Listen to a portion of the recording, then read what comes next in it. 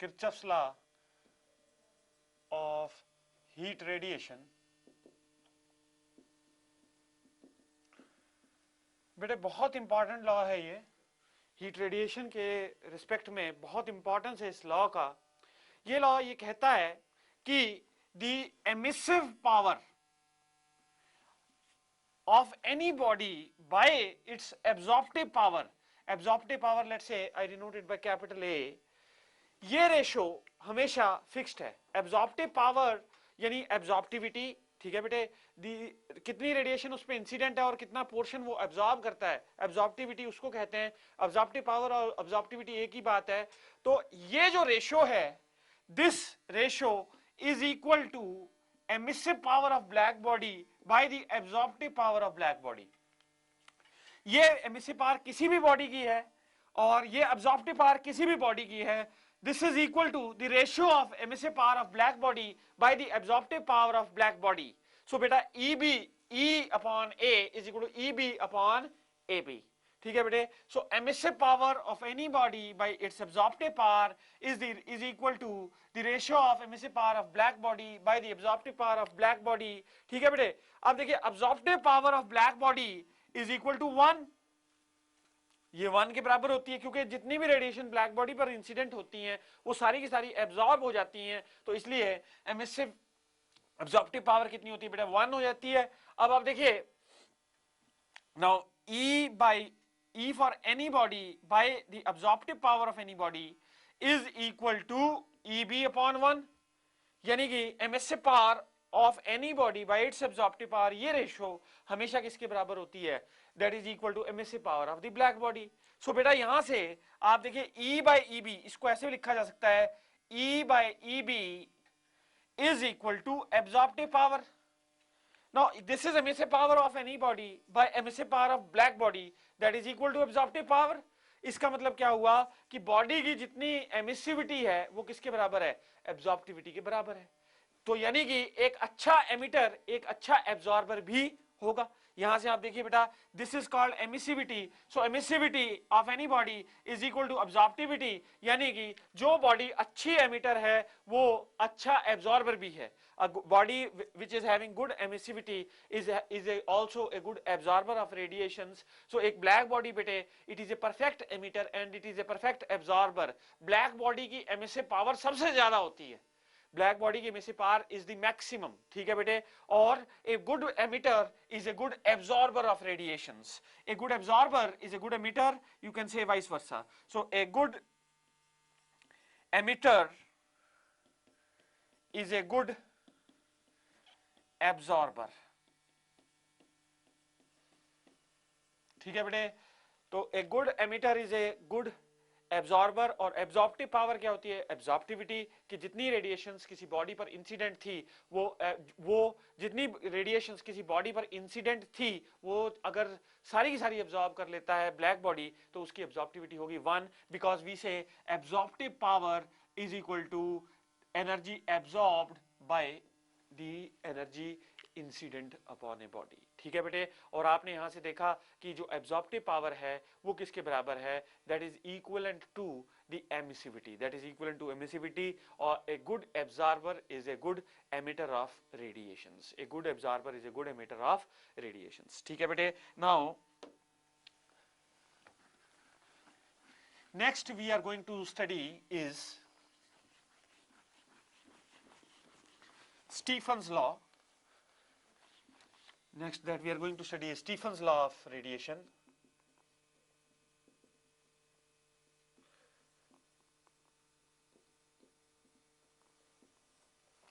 Now बेटे Stephen law of radiation ये किस बारे में डिस्कशन करता है, देखो बेटा स्टीफन लॉ ऑफ डिस्कशन, जो स्टीफन लॉ ऑफ रेडिएशन है वो it deals with the emissive power of any body, it deals with total emissive power. मैंने आपको बताया था दो तरह की एमिसिव पावर्स होती हैं, one is monochromatic emissive power and another is total emissive power. Monochromatic emissive power होती है the energy emitted, the energy radiated per unit area per unit time, ठीक है, और in a single wavelength is called monochromatic emissive power, that is called monochromatic emissive power, ठीक है बेटे। और जो हमारा स्टीफन लॉ है, it deals with the total emissive power. Planck ने जो था मोनोक्रोमैटिक एमिसिव पावर कैलकुलेट करके बताई थी, और जो ये हमारा अब जो लॉ हम डिस्कस करने जा रहे हैं, it talks about the total emissive power. वो क्या है, टोटल एमिसिव पावर को कैलकुलेट करने के लिए है। अब आप देखिए, आपको ये पता है कि एक पीस अगर हम गर्म करते हैं तो it radiates energy to the surroundings, ठीक है जी, वो सराउंडिंग्स को रेडिएट करता है एनर्जी, और all possible wavelengths are contained in that. तो सारी की सारी पॉसिबल वेवलेंथ्स जितनी भी पॉसिबल हैं वो सारी उन रेडिएशंस में कंटेन्ड होती हैं। So total emissive power of A black body, ठीक है जी, इसने ब्लैक बॉडी के लिए अपना ऑब्जर्वेशन दिया था, और टोटल एमिसिव पावर ईबी से मैं डिनोट कर रहा हूं। EB is directly proportional to the fourth power of temperature.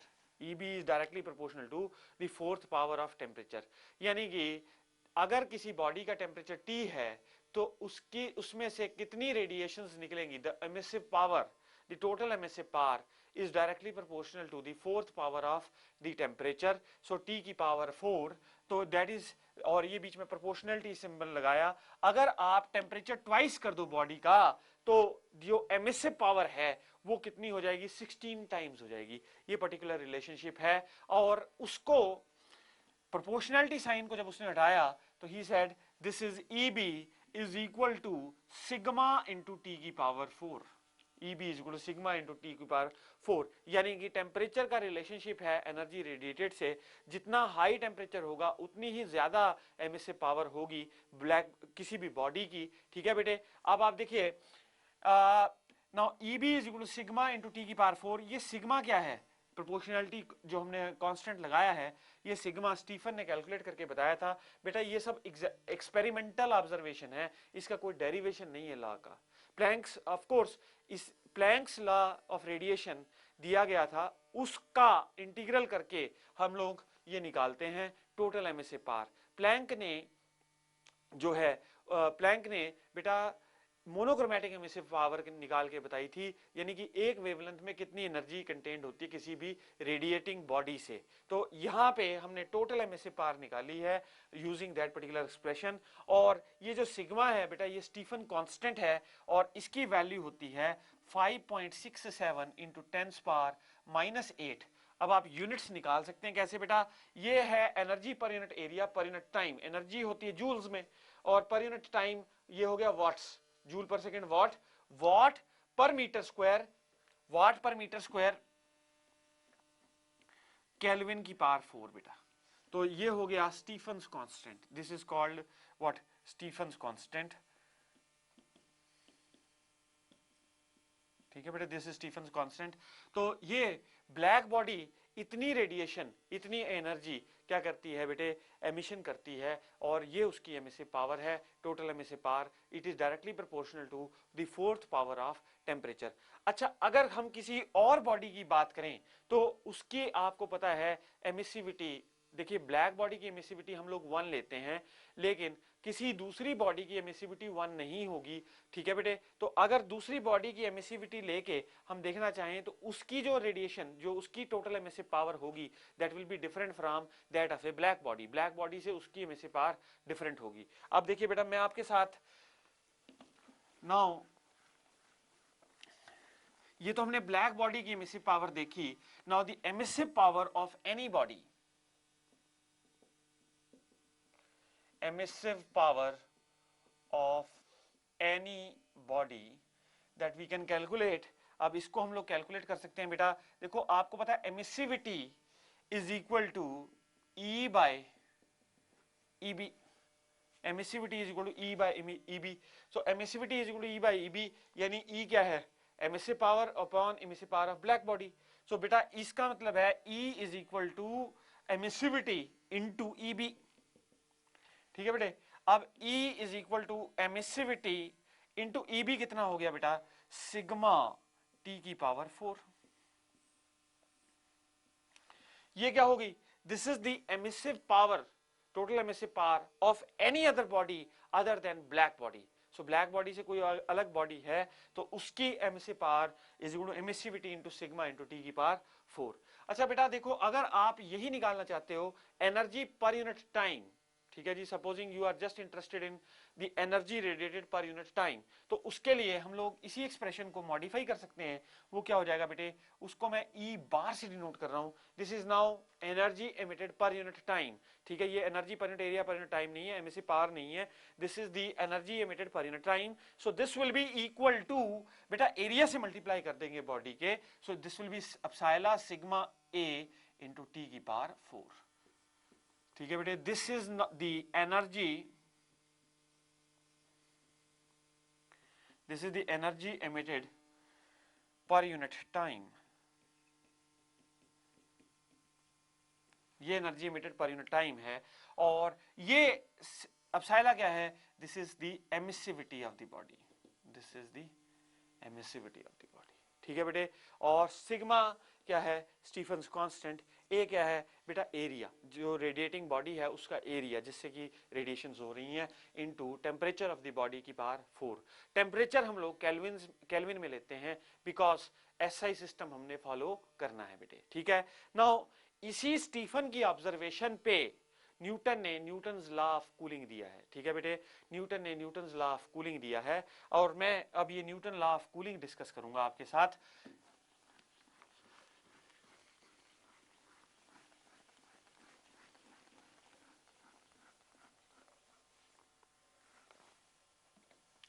Newton's law of cooling,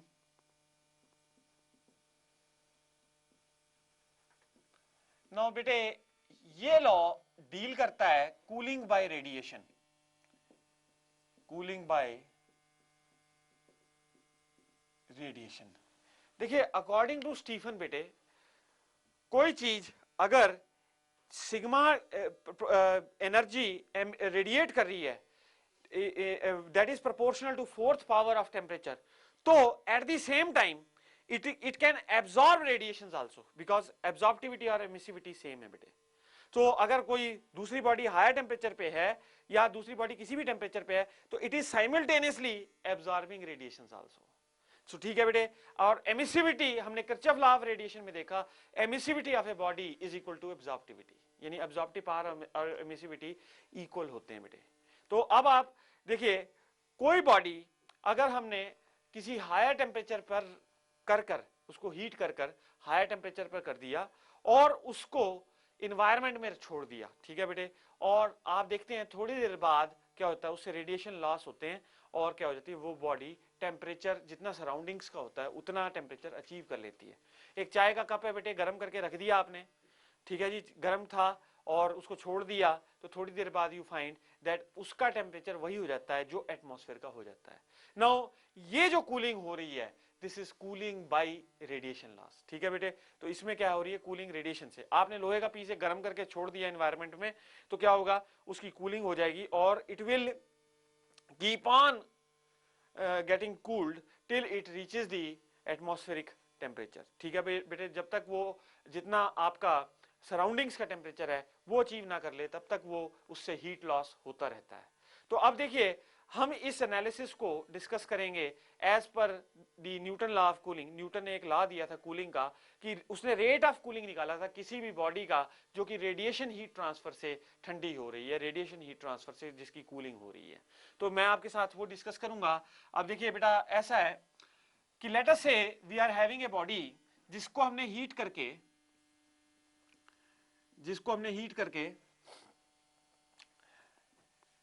heat कर रखा है टेम्परेचर टी तक, और बेटे सराउंडिंग्स का टेम्परेचर टी नॉट है। न्यूटन लॉ ऑफ कूलिंग में एक अजम्पशन है कि जो बॉडी का टेम्परेचर है और जो सराउंडिंग्स का टेम्परेचर है, बेटे जो बॉडी का टेम्परेचर है और जो सराउंडिंग्स का टेम्परेचर है उनके बीच में बहुत स्मॉल डिफरेंस है। There is a very small difference between the temperature of the body and the temperature of the surroundings. So बेटा देखो T minus T not is delta T, ये टेम्परेचर डिफरेंस है between the body and the surroundings. T minus T naught is equal to delta T. So this is delta T is the temperature difference between the body and surroundings, and the body and the surroundings are having a very small difference. That is why I have represented this by delta T. अब ऐसा है बेटे, जो ये हमारी body है, it is emitting radiations to the surroundings, and the surrounding जो radiation emit कर रहा है वो बॉडी एब्जॉर्ब भी कर रही है। लेकिन बॉडी का एमिशन रेट, आपको पता है एमिसिविटी, दोनों एमिसिविटी और अब्जॉर्प्टिविटी सेम होती है, तो देखो बॉडी रेडिएशन एमिट भी कर रही है और बॉडी सराउंडिंग से रेडिएशन एब्जॉर्ब भी कर रही है, लेकिन जो बॉडी का एमिशन रेट है वो एब्जॉर्प्शन रेट से फास्ट है। तो इसलिए क्या है कि बॉडी इफेक्टिवली क्या कर रही है, बॉडी इज गेटिंग कूल्ड और it is emitting the radiations. तो अब नेट एनर्जी जो बॉडी रेडिएट कर रही है दैट वी विल कैलकुलेट, ठीक है, और वहां से हम लोग रेट ऑफ कूलिंग तक पहुंचेंगे। और एजम्पशन हमने ये करी है कि there is a very small difference, बहुत छोटा कम डिफरेंस है बेटा सिस्टम और सराउंडिंग्स के बीच में। तो अब आप देखिए, मैं इसको स्टार्ट करूंगा। देखिए, net energy that is getting radiated to the surroundings, net energy that is getting radiated to the surroundings is equal to, देखो बेटा, epsilon emissivity of the body sigma A into T की power 4 minus ये जो surrounding से energy absorb कर रही है वो कितनी है बेटा, epsilon sigma A into T naught की पावर 4। ये तो एनर्जी गेटिंग एब्जॉर्ब और ये एनर्जी गेटिंग रेडिएटेड, ठीक है बेटे। अब देखिए ये हो जाएगा बेटे epsilon sigma A into T की पावर 4 माइनस टी नॉट की पावर 4। ये नेट एनर्जी रेडिएट हो रही है to the surroundings, this is net energy that is getting radiated to the surroundings. अब आप देखिए बेटा, एप्सिलॉन सिग्मा ए इंटू, अब टी की जगह मैं क्या लिख सकता हूं, देखो अगर T minus T naught delta T के बराबर है, there is very small difference between system and surroundings, so t can be written as t naught plus बेटे delta t, t is equal to t naught plus delta t। तो इस t की जगह पे मैं t naught plus delta t डाल दूंगा, t naught plus delta t की पावर है 4 माइनस t naught की पावर है 4। तो इसका मतलब क्या हो गया, एप्सिलॉन सिग्मा a, अब बेटा इसमें से t naught की पावर 4 हम लोग कॉमन ले लेंगे, तो अंदर क्या आ जाएगा 1 plus delta T by T naught की पावर 4 माइनस 1 बेटे। इसको देखिए कैसे लिखेंगे आप, epsilon sigma A into T naught की पावर 4। अब डेल्टा टी पहले ही बहुत छोटा है, उसको टी नॉट से डिवाइड कर रहे हो और छोटा हो जाएगा, यानी कि ये वैल्यू 1 से छोटी है। सो 1 प्लस एक्स की power n can be written as 1 plus n x by binomial theorem.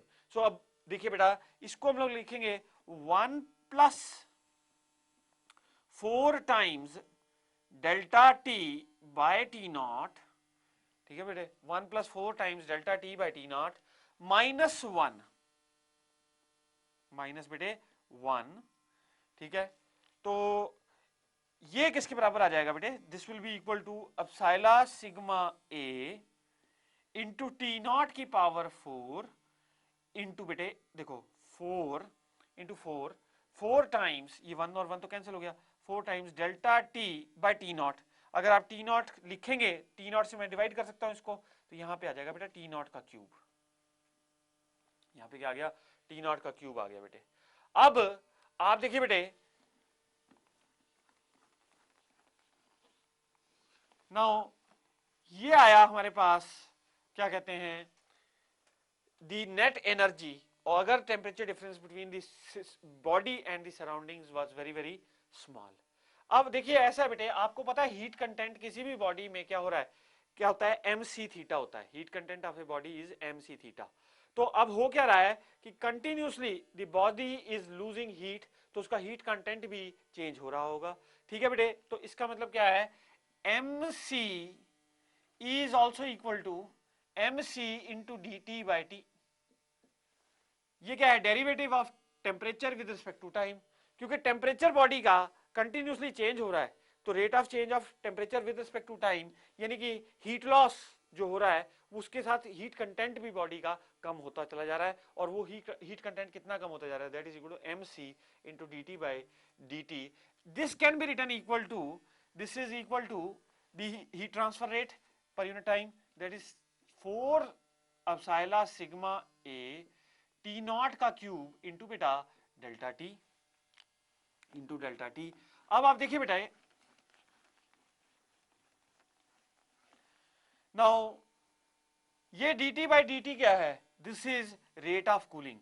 So dt by dt is equal to 4 epsilon sigma a T not cube by क्या चीज बेटे, mc into delta T.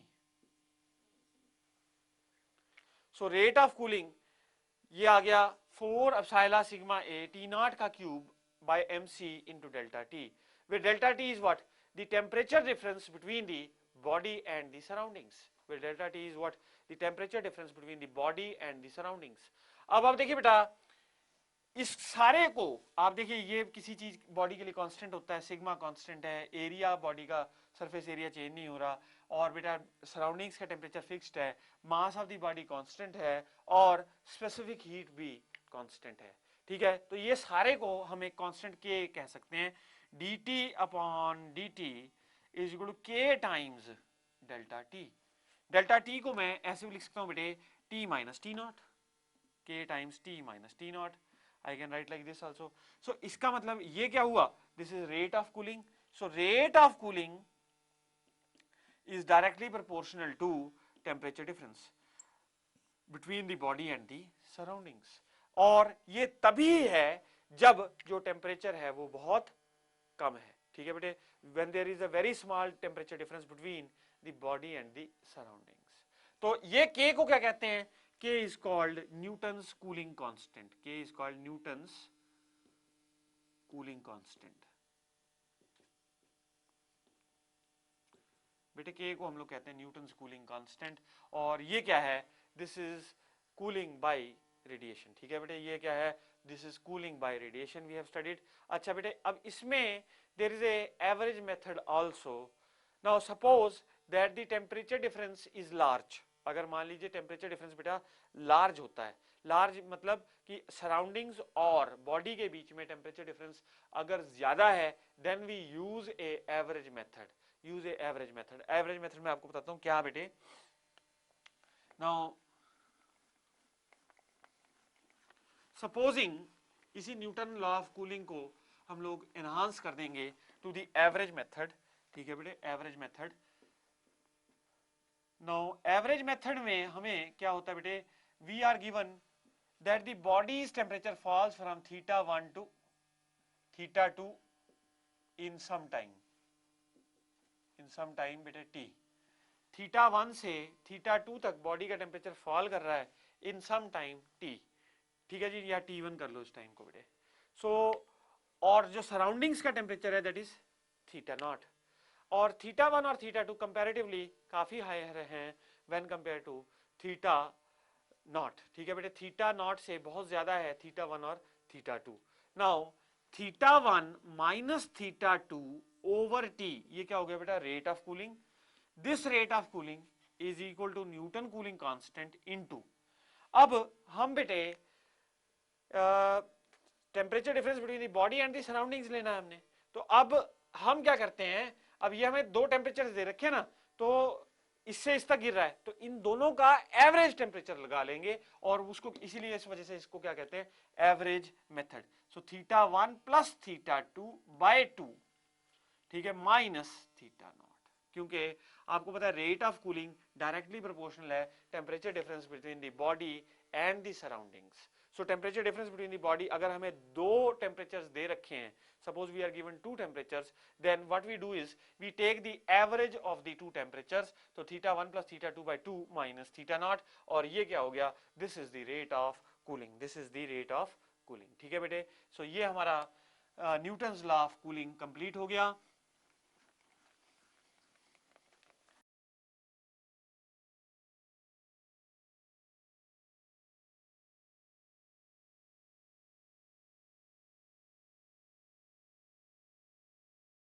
Now radiation heat transfer आपके साथ मैंने खत्म कर दिया बेटे। Now we have completed radiation heat transfer. Now we will be doing some important questions which till now what we have knowledge we have gained, heat and thermodynamics, expansion. ठीक है बेटे, और इनके ऊपर बेस्ड मैं कुछ क्वेश्चंस आपको करवाऊंगा। So the questions are as follows. So देखिए बेटा, First question, a few selected questions.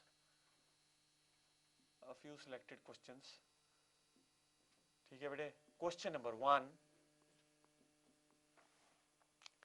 Calculate the efficiency of an engine that absorbs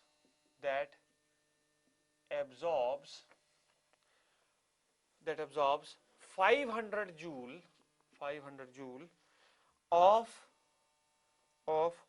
thermal energy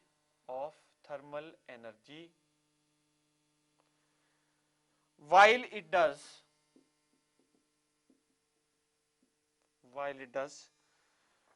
250 joule of work. सो बेटा देखिए, हमने एफिशिएंसी निकालनी है इंजन की, जो कि एब्जॉर्ब करता है 500 जूल थर्मल एनर्जी और कितने जूल का वर्क करता है, 250 जूल का वर्क करता है. ये बेटे कार्नट इंजन पे बेस्ड प्रॉब्लम है. अब इसको देखिए, efficiency is equal to work done by heat supplied. ठीक है, आउटपुट क्या है बेटे, वर्क, और हीट सप्लाइड हमारी इनपुट हो गई. So efficiency is equal to work output by the heat supplied. So देखो बेटा, इस केस में वो जो आउटपुट वर्क है वो 250 है, और जो इनपुट आपने हीट दी है, एब्जॉर्ब कर रहा है वो हीट, दैट इज 500, और आपने परसेंटेज एफिशिएंसी निकालनी है तो इनटू 100 करना पड़ेगा बेटे. So that will be equal to how much, that will be 50%. तो एफिशिएंसी कितनी आ गई बेटे, 50%. So answer is 50%. नेक्स्ट बेटे, question number 2.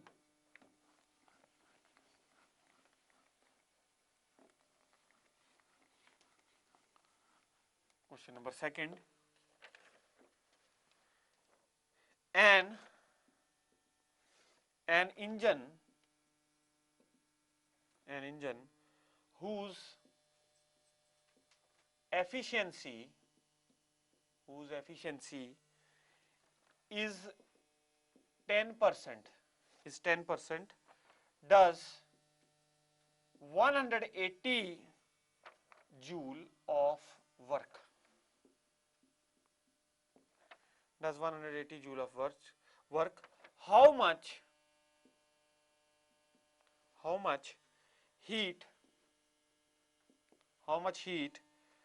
does it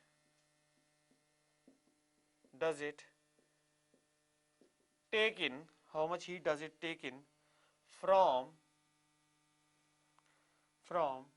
the hot reservoir.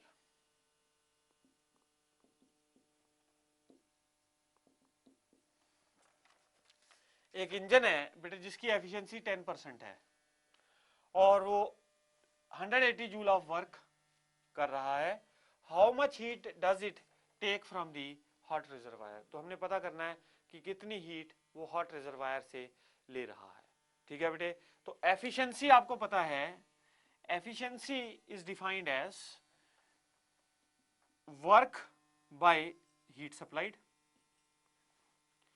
Now बेटा आपको एफिशिएंसी 10% दे रखी है, यानी कि अब हम वैल्यू सब्स्टिट्यूट करेंगे.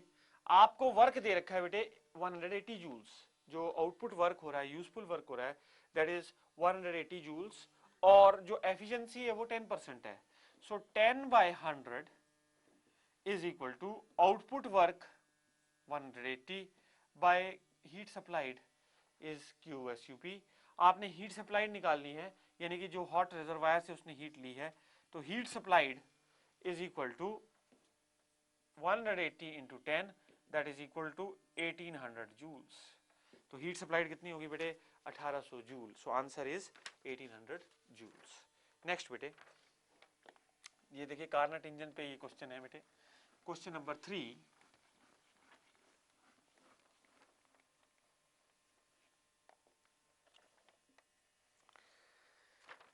An engine working at maximum efficiency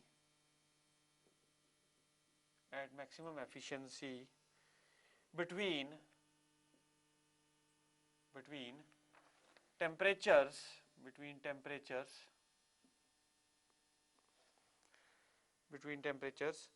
of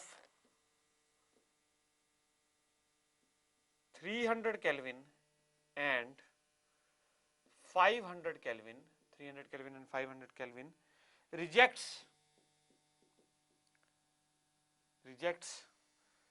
2400 joule, of heat during a certain time. How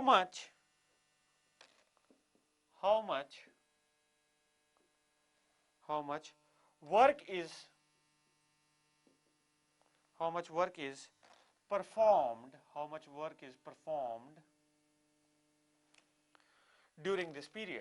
work is performed during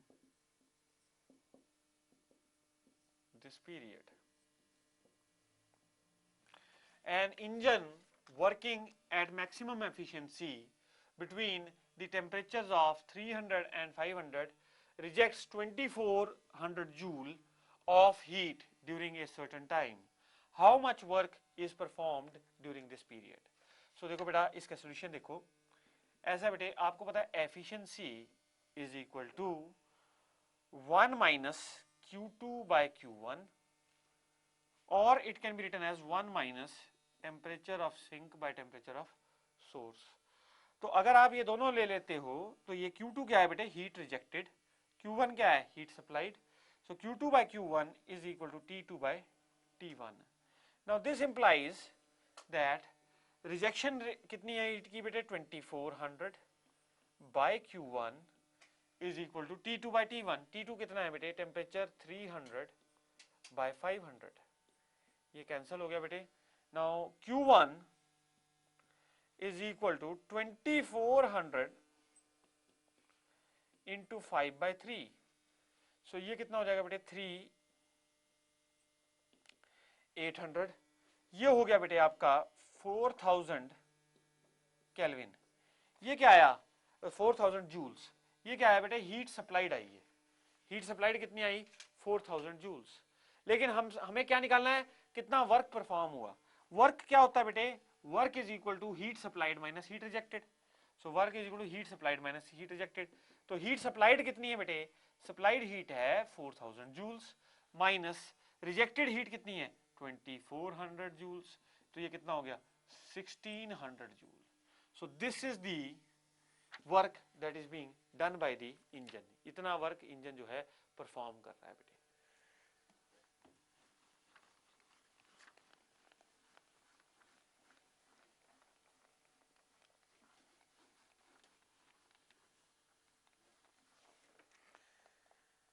Now, question number 4. An inventor claims to have devised a heat engine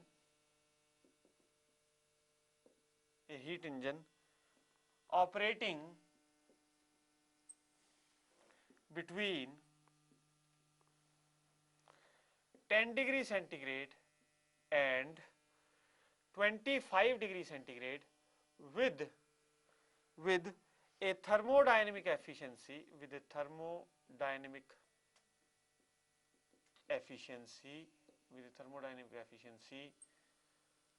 of 53%. It is a complicated engine.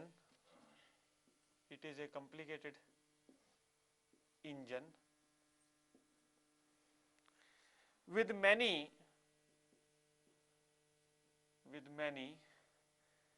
cylinders, gears, and other mechanisms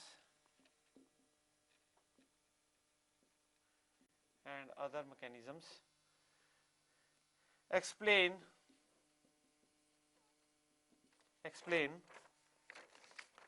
how explain how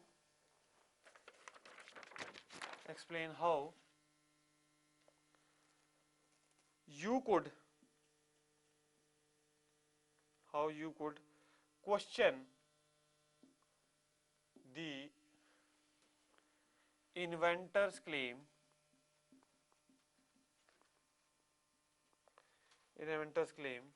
without examining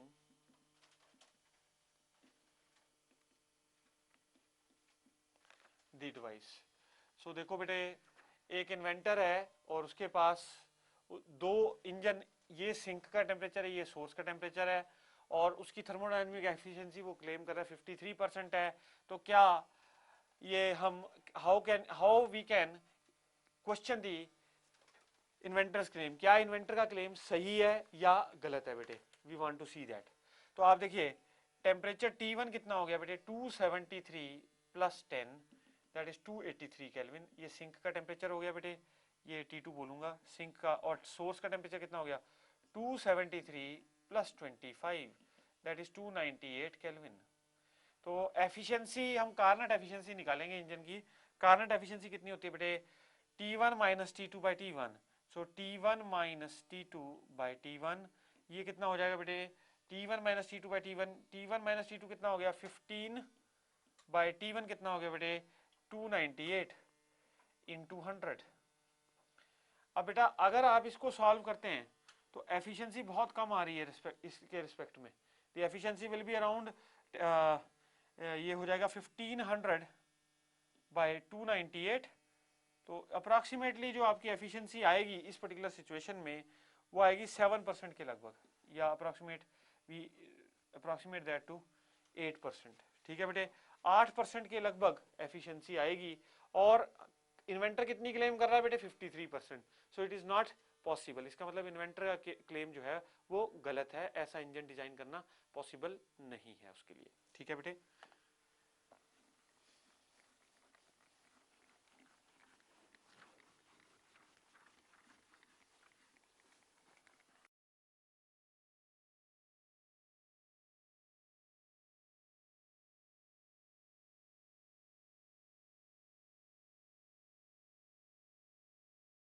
Question number 5 bete. Question number 5. A refrigerator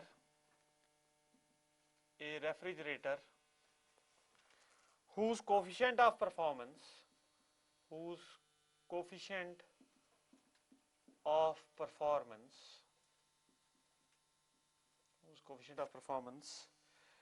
K is 5, extracts heat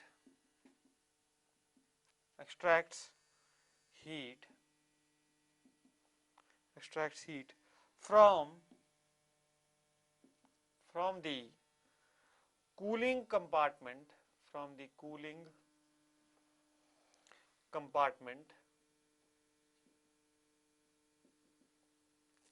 at the rate of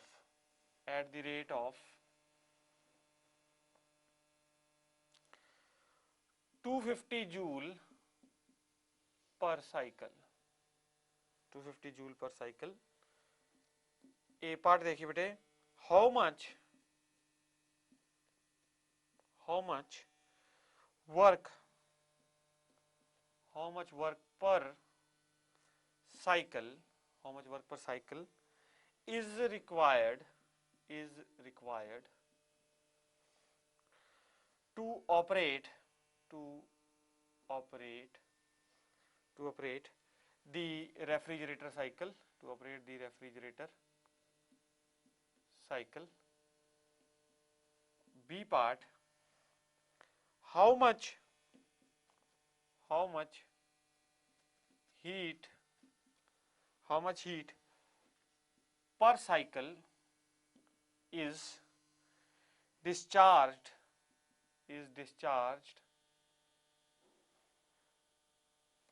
to the room, is discharged to the room, which acts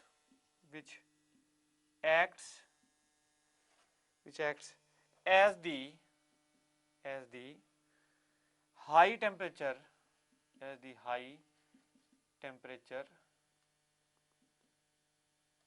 reservoir, तो बेटा एक refrigerator है जिसका coefficient of performance कितना है 5 है. It extracts the heat from the cooling compartment at the rate of 250 joule per cycle.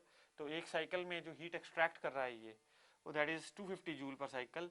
How much work per cycle is required to operate the refrigerator cycle. और दूसरा क्या है how much heat per cycle is discharge to the room which acts as high temperature reservoir. So देखो बेटा अच्छा question है ये, देखेंगे इसे. ऐसा कोफिशिएंट ऑफ परफॉर्मेंस आपको रेफ्रिजरेटर का दे रखा है. तो coefficient of performance of a refrigerator किसके बराबर होता है बेटे. Coefficient of performance of refrigerator is equal to heat extracted by work. So coefficient of performance हमको कितना दे रखा है 5 is equal to heat extracted plus work. Heat extracted कितनी है बेटे, heat extracted from the cooling compartment is 250 upon the work. So इसका मतलब क्या हुआ बेटे वर्क किसके बराबर हो गया 250 upon 5. So that is 50 joule. तो 50 जूल का जो है वो क्या हो गया बेटे वर्क हो गया, that is the work done. अच्छा दूसरा हमने क्या पता करना है कि कितनी हीट रूम को डिस्चार्ज हो रही है. सो बी, ये तो ए पार्ट का सोल्यूशन हो गया बेटे. बी पार्ट में आपने हीट निकालनी है, कितनी हीट डिस्चार्ज हो रही है रूम को, तो वो कितनी हो जाएगी बेटे Q1 is equal to Q2 plus W. Q1 is equal to Q2 plus W. सो बेटा Q2 कितना है 250 प्लस वर्क डन कितना है 50. So that means 300 joule of heat is getting discharged to the room. So answer आपके पास 300 joule आया और 50 जूल का वर्क था और हीट डिस्चार्ज होती है Q2 प्लस W. ठीक है बेटे that will be 250 plus 50 that is 300 joules. So answer आ गया आपके पास. नेक्स्ट बेटे 6th question.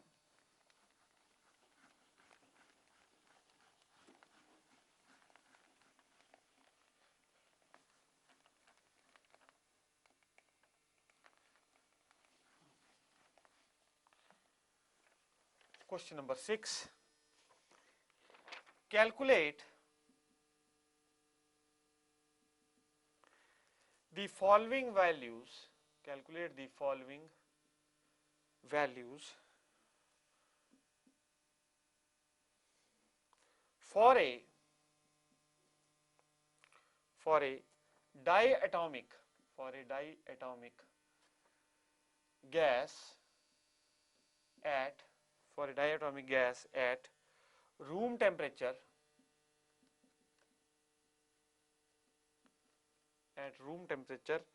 in SI units.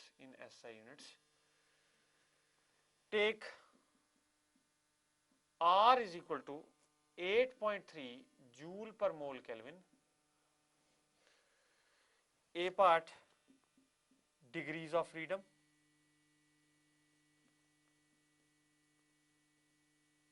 B part है बेटे CV, C पार्ट है CP एंड D पार्ट है gamma is ratio of specific heats. तो हमने क्या निकालना है calculate the following values for a diatomic gas at room temperature in SI units. R कितना है बेटे हमने 8.3 जूल पर मोल केल्विन लिया है. Degrees of freedom CV, CP और गामा हमने निकालना है. तो बेटा डायटोमिक गैस है ना. सो डायटोमिक गैस में डिग्रीज ऑफ फ्रीडम कितने होते हैं बेटे. मैंने आपको कहा था कि अगर वाइब्रेशन नॉट अलाउड लिखा नहीं है वाइब्रेशन के बारे में तो इसका मतलब वाइब्रेशन इज नॉट अलाउड. और डिग्रीज ऑफ फ्रीडम कितने हो जाएंगे इसके 5. There will be 5 degrees of freedom. ठीक है बेटे. नाउ CV आपसे पूछा जा रहा है CV कितना हो जाएगा बेटे FR/2 होता है ना तो 5 डिग्रीज ऑफ फ्रीडम 5 है. ठीक है तो FR/2 यानी कि 5R/2. सो ये आप सॉल्व कर सकते हो बेटे 5 इंटू 8.3/2 5 इंटू 8.3/2 ये आपके पास आ जाएगा कितना CV आ जाएगा बेटे 20.8 सॉल्व करने पर जूल पर मोल केल्विन. अच्छा तीसरा पार्ट क्या है बेटे CV. ये तो A पार्ट था ये B और तीसरा पार्ट जो है Cp निकालना हमने। Cp किसके बराबर है बेटे, Cv प्लस R के बराबर, यानी कि 20.8 प्लस 8.3। सो ये कितना हो जाता है बेटे, that is 29.1 joule per mole kelvin. अच्छा बेटे नेक्स्ट आपने निकालना है ratio of specific heat gamma. तो गामा क्या होती है बेटे, Cp बाय Cv। ये है 7/2R और ये कितना है बेटे 5/2R। तो ये हो गया 7/5, 7/5। तो ये हो जाएगा बेटे 1.4। Ratio of specific heats for the diatomic gas is 1.4। ठीक है बेटे। Next question, question number 7।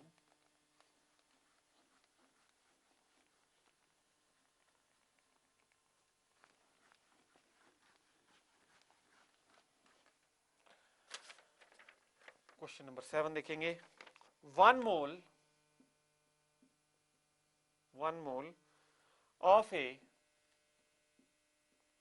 of a monoatomic 1 mole of a monoatomic gas is mixed with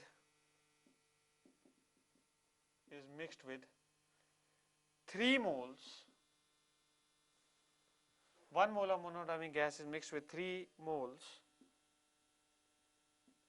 of a diatomic gas. Calculate the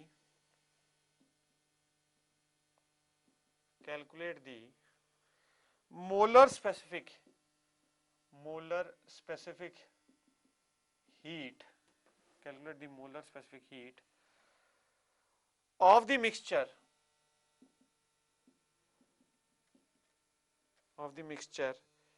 at constant volume.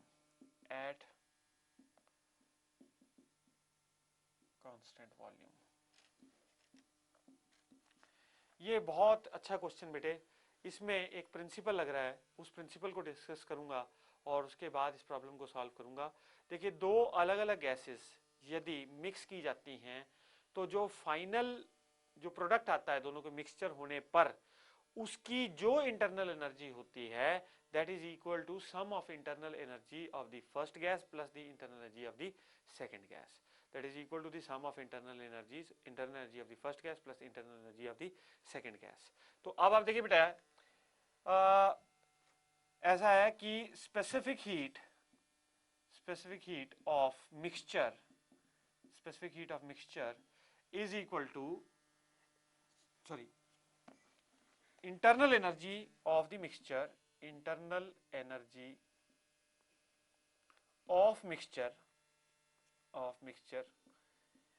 is equal to internal energy of first gas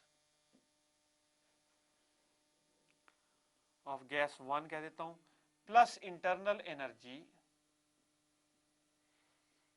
of gas 2। तो ये होता है बेटा total internal energy. अब आप देखिए number of moles N1 plus N2 हो गए इंटू CV मिक्सचर, ठीक है बेटे, into CV mixture into change in temperature. ठीक है बेटे, this is equal to N1 CV1 dt plus N2 CV2 dt। dt throughout cancel हो जाएगा बेटे।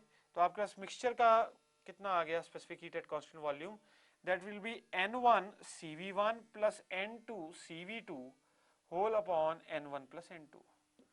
अब आपके पास एक मोल तो है मोनोटॉमिक गैस का, तो 1 इंटू 3R/2, ठीक है बेटे, प्लस क्या चीज 3 मोल्स हैं डायटोमिक गैस के, तो 3 मोल हो गए डायटोमिक गैस के, 3 इंटू 5R/2 अपॉन क्या चीज N1 प्लस N2 कितना हो गया बेटे 4।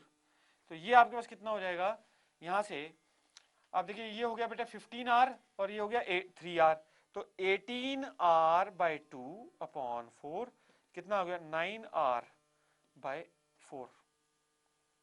ये हो गया बेटे 9R/4। ठीक है बेटे, so this is equal to that means कितना हो गया 3R/2।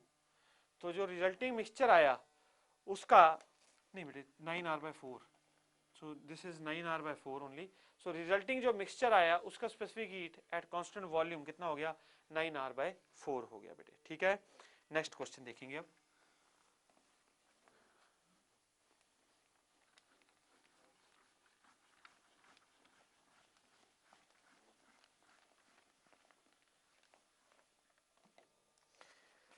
क्वेश्चन नंबर 8 देखेंगे.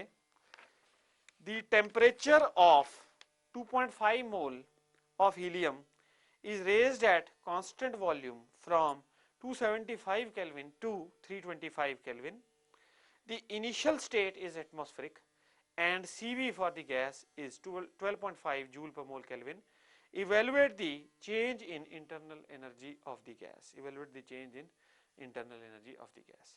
So देखो बेटा ऐसा है कि हमारे पास हीलियम है. हीलियम कैसी होती है बेटे? मोनोटॉमिक. हीलियम कैसी गैस है?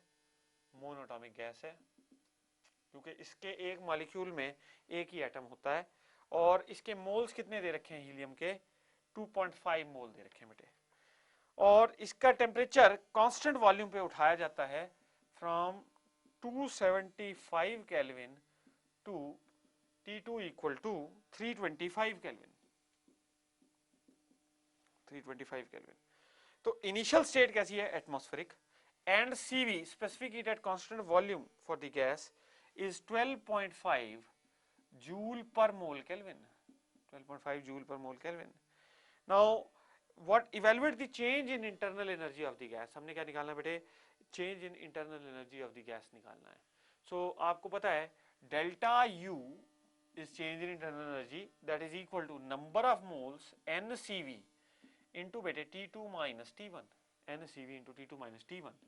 अब आपके पास N कितना है बेटे? 2.5.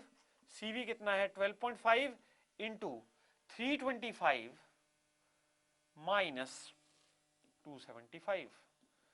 तो 325 minus 275 ये कितना हो जाएगा बेटे? 50 into 12.5 into 50.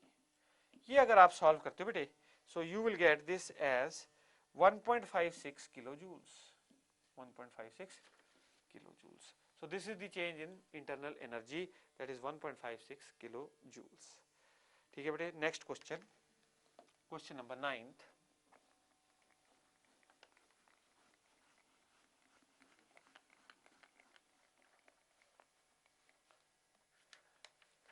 क्वेश्चन नंबर 9 देखेंगे. 3 moles of hydrogen, बेटे 3 moles of hydrogen at NTP are allowed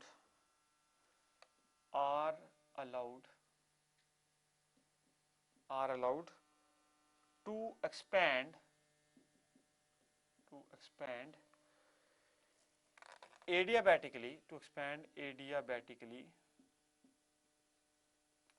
adiabatically, so that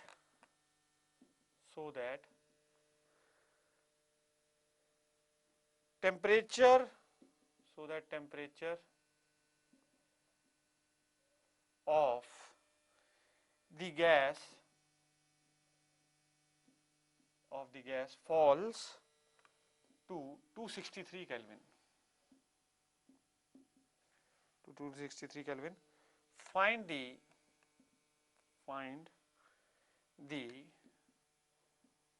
work done. Find the work done by the gas. Find the work done by the gas. So देखिए बेटा क्या है? 3 moles हैं hydrogen के, और कैसे हैं? NTP पर है, नॉर्मल टेम्परेचर प्रेशर पे. You know that pressure is 1 atmosphere and temperature is 273 Kelvin at normal temperature pressure. और क्या है? are allowed to expand adiabatically. कैसे expand करने दिया जा रहा है इन्हें? adiabatically expand करने दिया जा रहा है, and so that the temperature of the gas falls to 263 Kelvin. Now what is the work done by the gas we want to find out. तो बेटा देखो, आपको पता है एडियाबैटिक प्रोसेस में जो वर्क डन होता है that is equal to NR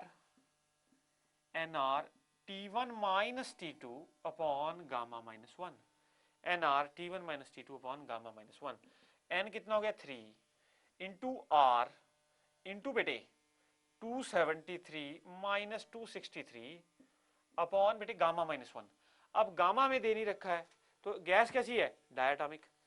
diatomic gas का गामा आपको पता है 1.4 होता है. ठीक है बेटे, 7/5 तो 1.4, तो 1.4 माइनस 1. ठीक है बेटे, तो 3 इंटू 8.3 इंटू बेटे कितना 10 अपॉन कितना बेटे 0.4, 10 अपॉन 0.4, ये इधर चला गया बेटे, ये कितना हो गया 25, ठीक है बेटे। सो 75 इंटू 8.3, ये आपके पास आ जाएगा कितना बेटे, the answer will be work done by the gas will be 623 joules. अगर आप इसको सॉल्व करते हो तो answer will be 623 joules. So ये हो गया बेटे question number 9th। Now question number 10th,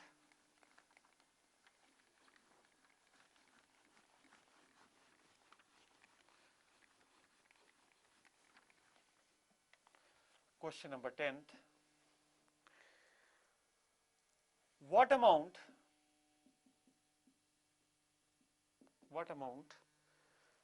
of heat must be supplied, what amount of heat must be supplied to 1 mole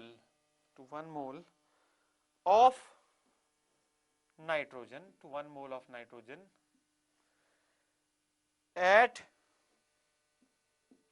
at room temperature,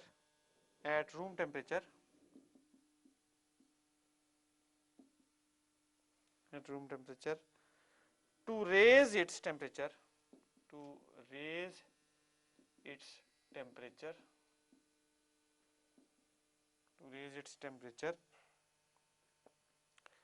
by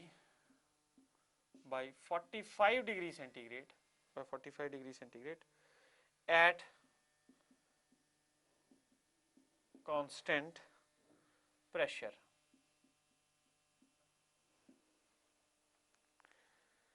Take R is equal to 8.3 joule per mole Kelvin. What amount of heat must be supplied to 1 mole of nitrogen at room temperature to raise its temperature by 45 degree centigrade at constant pressure? So आप देखिए बेटा, ये हमने एक मोल, number of moles कितने हैं gas के 1, और नाइट्रोजन कैसी है बेटे, nitrogen is a diatomic gas, तो नाइट्रोजन डायटोमिक गैस है, इसका सीपी कितना हो जाएगा बेटे 7/2 R, इसका सीपी कितना हो जाएगा 7/2 R। नाइट्रोजन डायटोमिक गैस है और इसका सीपी हो जाएगा 7/2 R। और बेटे राइज इन टेम्परेचर कितना करवा रहे हैं आप, T2 - T1 45 का है, ठीक है जी, 45 केल्विन की है, 45 डिग्री सेंटीग्रेड की है, both are same. So quantity of heat कितनी हो जाएगी बेटे NCP into T2 - T1, NCP into T2 - T1। So N कितना हो गया 1 इंटू 7/2 R इंटू बेटे T2 - T1 कितना है 45। सो अगर आप इसको सॉल्व करते हैं तो you will get this as 1310 joule, near about इसके आएगा बेटे 1308 के लगभग आता है आंसर, तो 1310 जूल अप्रोक्सीमेटली, ठीक है बेटे। Next question, question number 11th,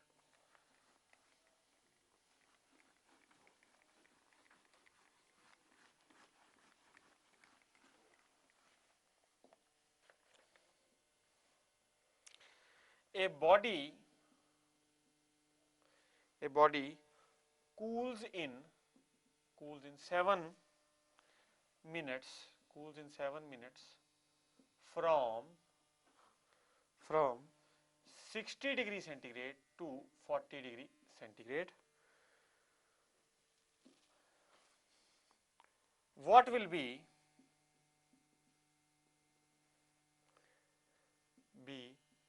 its temperature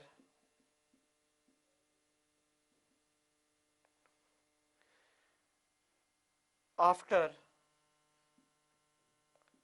next 7 minutes,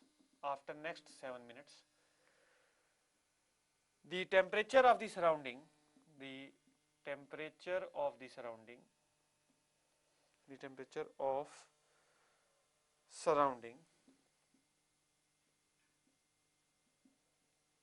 is 10 degree centigrade.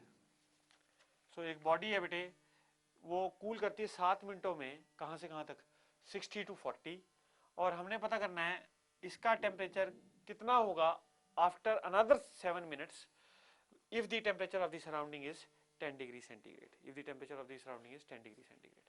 तो अब देखो बेटा इसको कैसे करेंगे हम लोग। आपको पता है that dt rate of cooling dt upon dt is equal to k times temperature difference between body and surroundings. इसमें हम लोग एवरेज मेथड का इस्तेमाल करेंगे, एवरेज मेथड का इस्तेमाल करेंगे। देखो बेटे कैसे, now 60 minus 40 by 7, 60 minus 40 by 7 is equal to k times, अब 60 और 40 का एवरेज ले लीजिए, 60 और 40 का एवरेज हो जाएगा बेटे 50, 50 माइनस क्या चीज बेटे 50 minus surrounding temperature that is 10। ये बन गई हमारी फर्स्ट इक्वेशन बेटे, this becomes our first equation. अच्छा दूसरी इक्वेशन क्या बनेगी बेटे, अब देखिए 40 से कितना टेम्परेचर गिरा ये हमें नहीं पता, उस टेम्परेचर को मैं थीटा मान लेता हूं, तो 40 माइनस थीटा अपॉन टाइम वही है 7 minutes, that will be equal to k times, that will be equal to k times. अब बेटा देखो 40 plus theta by 2, 40 plus theta by 2 minus 10, ये आ गई आपकी सेकंड इक्वेशन। ठीक है बेटे, अब ऐसा करेंगे, हमें इन दोनों को सॉल्व करना है simultaneously and we want to find out the value of k. हम किसकी वैल्यू निकालना चाहते हैं, हम थीटा की वैल्यू निकालना चाहते हैं। ठीक है बेटे, तो अब थीटा की वैल्यू कैसे निकालोगे आप, देखो इसको लिख सकते हो 20 by 7, 20 by 7 is equal to k into क्या चीज बेटे 40, ये कैंसिल हो गया, तो इसका मतलब k कितना हो गया बेटे, ये हो जाएगा k is equal to 1 by 14, k कितना आ गया बेटे 1 बाय 14। इस 1 बाय 14 वैल्यू को यहाँ पे डाल दो। ठीक है बेटे, k आ गया आपका 1 बाय 14, सो ये देखो ये हो गया कितना बेटे 20 by 7 is equal to k into 40, ये कैंसिल हो गया और ये k आ गया 1 बाय 14, तो 40 minus theta upon 7 is equal to 1 by 14 into 40 plus theta upon 2 minus 10। ठीक है बेटे, अब आप देखिए ये कितना हो जाएगा बेटे 7 2 जार 14, ये कैंसिल हो जाएगा इससे, और ये इधर आ जाएगा 80 minus 2 theta, 80 minus 2 theta is equal to बेटा कितना 40 प्लस थीटा माइनस 20 अपॉन 2। ठीक है बेटे, अब ये देखिए ये कितना हो जाएगा, इसको फर्दर यहां सॉल्व करूंगा मैं, कितना हो जाएगा बेटे देखो, this will B 2 times 80 minus 2 theta is equal to 40 minus 20 is 20 plus theta. ठीक है बेटे, so now this will be 160 minus 4 theta is equal to 20 plus theta, तो 5 थीटा कितना हो गया बेटे 180, यानी थीटा कितना हो गया 36 डिग्री। नाउ ये देखिए बेटा कैसे हमने किया, 5 theta is equal to 5 theta is equal to,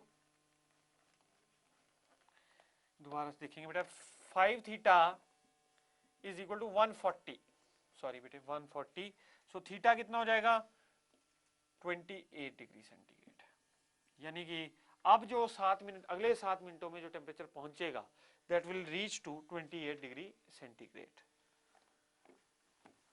question number 12th,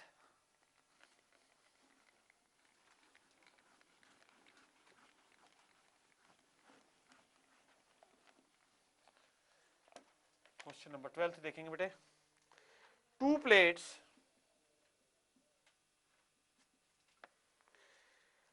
of equal areas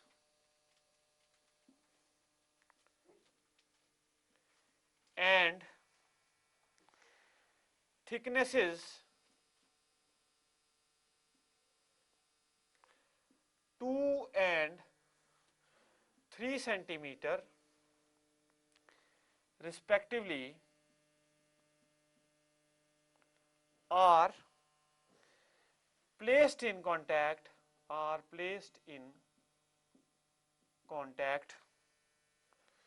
with each other,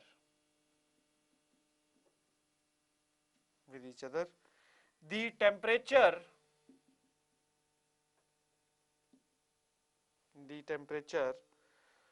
of the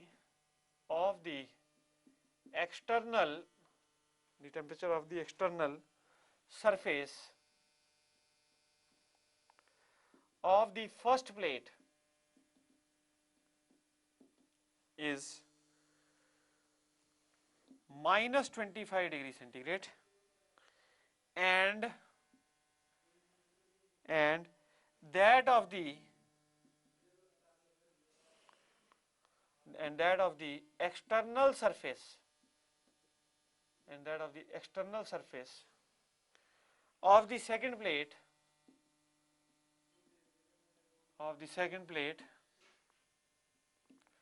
is 25 degree centigrade. What will be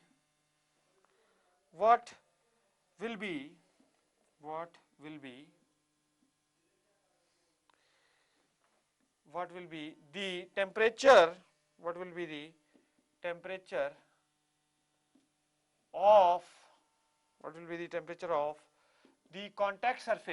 of the contact surface if the plates A part are of same material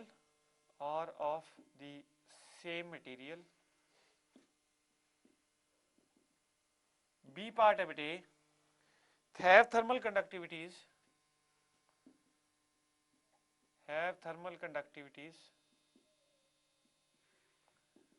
in the ratio 2:3.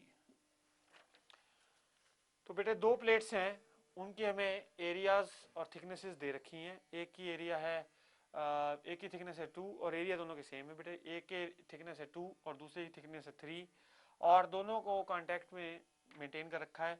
और जो first plate है उसका external temperature देखो बेटा, दो plates हो गई, मैं आपके सामने प्लेट्स बना रहा हूँ, दोनों का एरिया सेम है. तो ये प्लेट नंबर 1, ये plate number 2.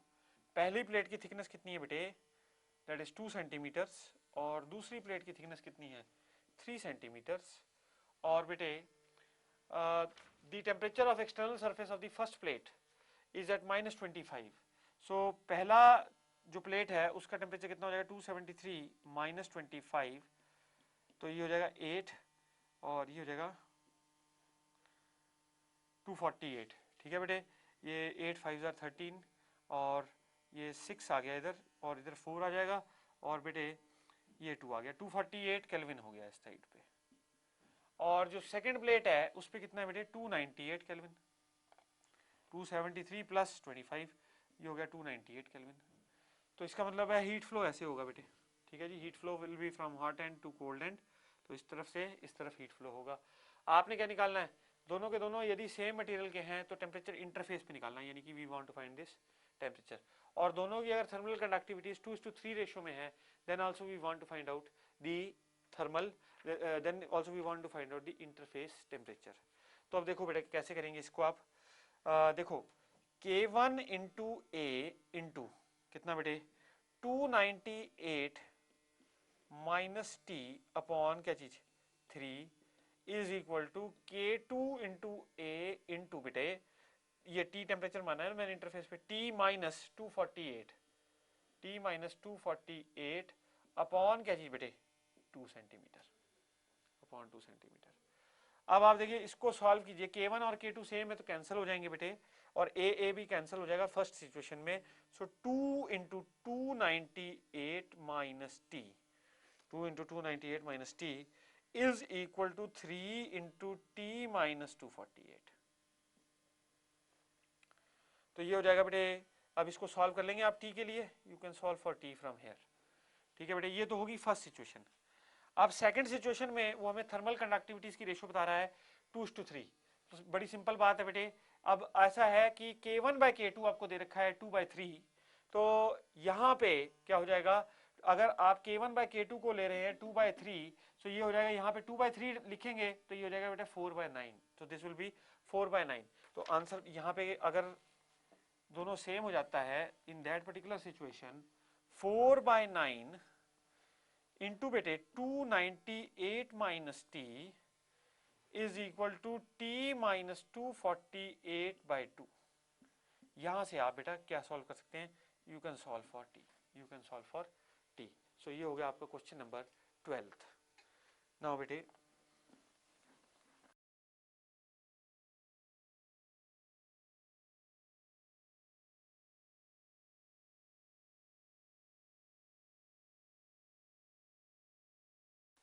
we will discuss further the assignment questions. Assignments निकाल लीजिए बेटा. We will be discussing the assignment questions now. तो first question देखेंगे बेटा. First question. A Carnot engine extracts 63 joule of heat from a source at 840 Kelvin and rejects heat into the sink at 300 Kelvin. The heat rejected is. So देखो बेटा, heat supplied, extracts मतलब heat supplied, तो heat supplied is Q1 is 63 joule और जो temperature है source का that is 840 Kelvin. ठीक है बेटे. Now and rejects heat into the sink. Sink का टेम्परेचर कितना है बेटे 300 Kelvin. तो सिंक को 300 Kelvin पर हीट रिजेक्ट हो रही है and rejects heat into the sink at 300 Kelvin. The heat rejected is, देखो बेटा आपको पता है एफिशिएंसी जो होती है that is 1 minus T2 by T1 is equal to 1 minus Q2 by Q1. That is same. So इसका मतलब Q2 by Q1 is equal to T2 by T1. ठीक है बेटे. हीट रिजेक्टेड Q2 कितनी हो जाएगी Q1 into T2 by T1. तो ये कितना हो जाएगा बेटे Q1 कितना है 63 इंटू T2 कितना है बेटे 300 बाई क्या चीज 840. ठीक है बेटे. तो अगर आप इसको सॉल्व करते हैं so you will get the answer as 22.5 joules. So answer क्या आ गया, आंसर इज बेटा B for Bombay. Answer is B for Bombay.